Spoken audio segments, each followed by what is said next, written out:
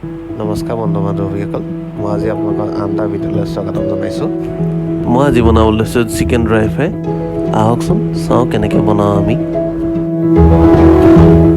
এতিয়া এখন কেৰাহীত মই মিঠাতেল দিছোঁ।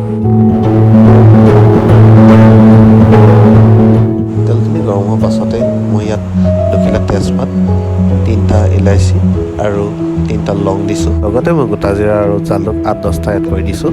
এতিয়া মই কাটি থোৱা পিঁয়াজখিনি এড কৰি দিছোঁ আৰু অলপ সময় মিডিয়াম ফ্লেমতে ভাজি থাকিম। এতিয়া আমি পিঁয়াজখিনি গল্ডেন ব্ৰাউন হোৱাৰ লগে লগে আদা নহৰু পেষ্টখিনি এড কৰি দিম।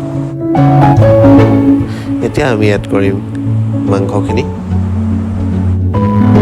এতিয়া আমি মাংসখিনি অলপ সময় মিডিয়াম ফ্লেমতে ভাজি ল'ম। তাৰপিছতে আমি এড কৰিছোঁ কাটি থোৱা আলুখিনি।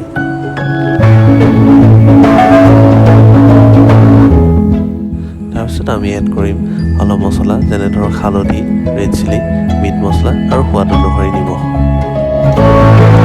এতিয়া আমি আটাইখিনি 5-10 মিনিটৰ কাৰণে হাই ফ্লেমতে ভাজি থাকিম। তাৰপিছত বিলাহী এটা এড কৰিছোঁ।